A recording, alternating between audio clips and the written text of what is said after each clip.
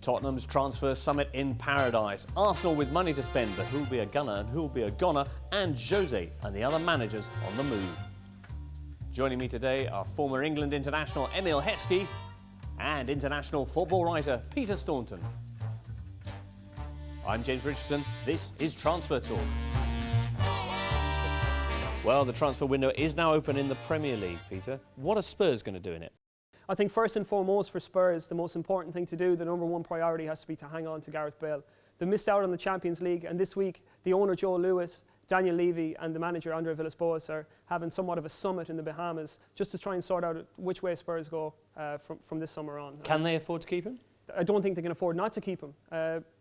Reportedly they're going to break their wage structure. £130,000 a week has been discussed, but they have to do whatever they can to hold on to Gareth Bale, try and get that Champions League spot for next year. Right. Also, it'd be nice for them to sign a forward, Emile. I'm not sure what you're up to next season.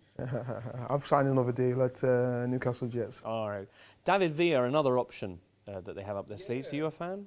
Yes, I am. Obviously, before he had his injury where he broke his leg, he was actually on fire. You know, he was scoring goals at will, even in a team that is centred around just Messi, and he was getting his 20, 25 goals a season. So he's a player that really excites me. But after his injury, it's going to be a little bit different to come back after your injury. Yeah, there's been a lot of talk about how well he and Messi coexist within the Barcelona setup. Do you think he would fit into the Tottenham structure? Yeah, I think he would. You know, even though he is a striker, he actually played most of his game on the left and the right wing, and he was getting 20 goals from there.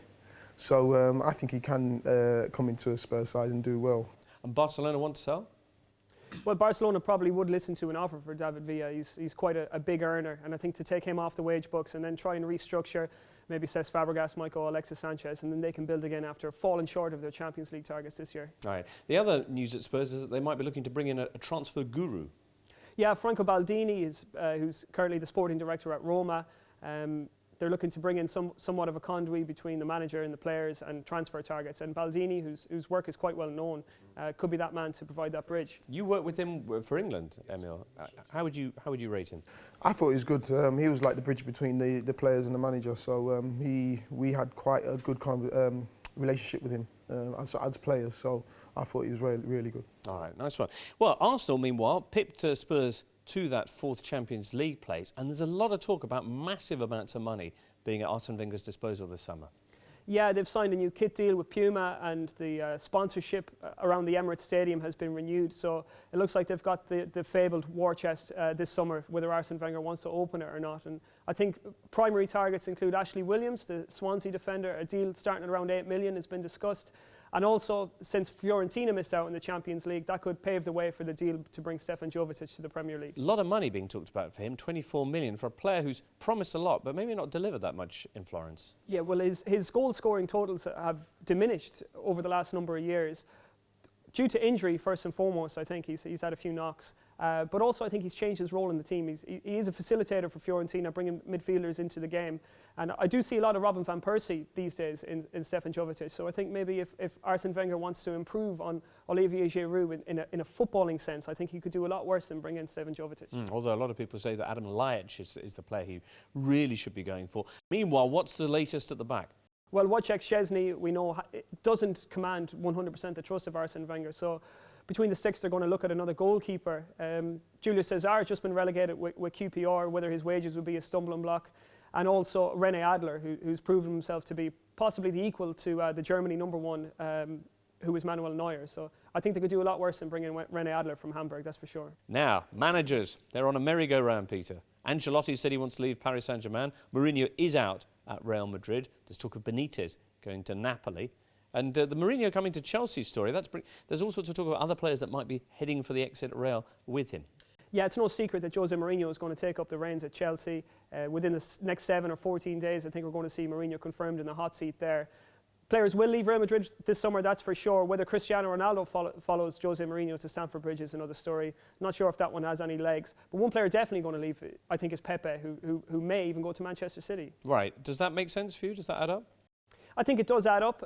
They could do with cover in the central defensive area where Julian Lescott's probably going to be on his way out. But also Pepe provides great energy in that central midfield area too, where Javi Garcia and Gareth Barry haven't really been the standard this season. So I think Pepe could add something there. He knows Pellegrini too, the manager, who could be on his way into Manchester City.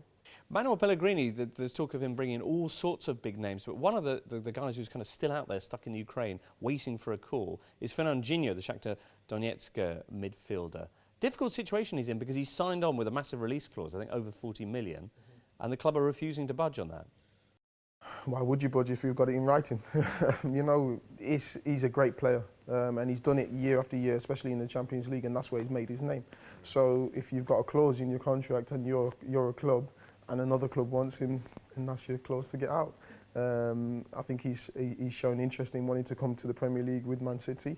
So there you go. Yeah. Well, the logic usually is if a player wants to leave, you have to let him go. But apparently they don't think that way in the Ukraine. Do you think they might soften on this, Peter?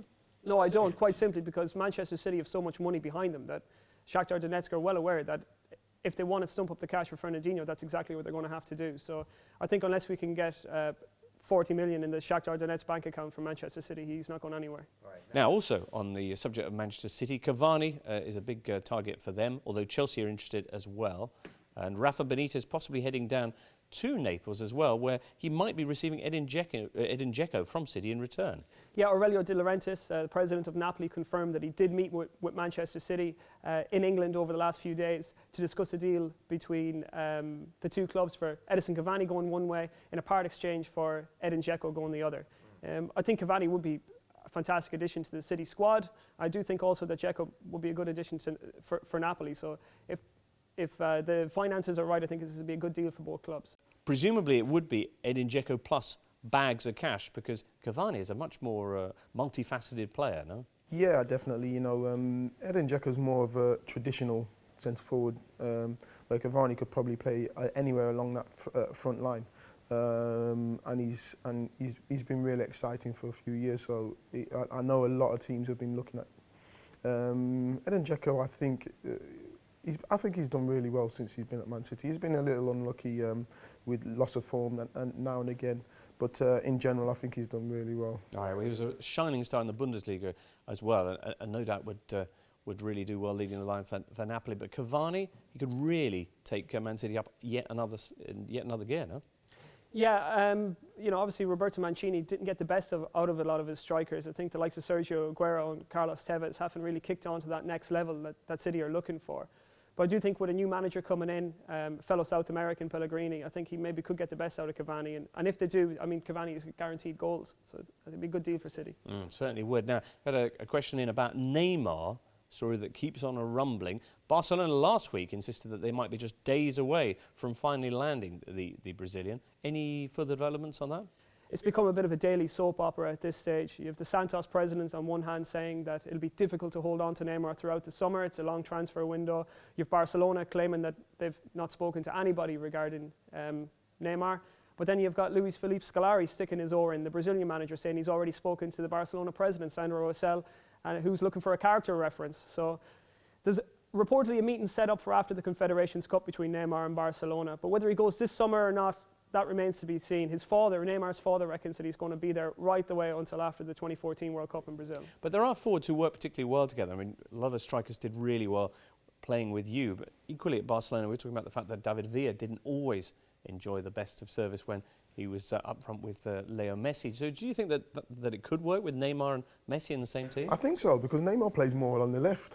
So he's a more of a provider anyway, even though he does chip in and get a lot of goals, but he's more of a provider anyway. So I think it could work well with Neymar and Messi. Well, that's all the transfer talk we've got time for. If you enjoyed it, don't forget to click on the subscribe button or leave us a comment on Facebook, Twitter or YouTube.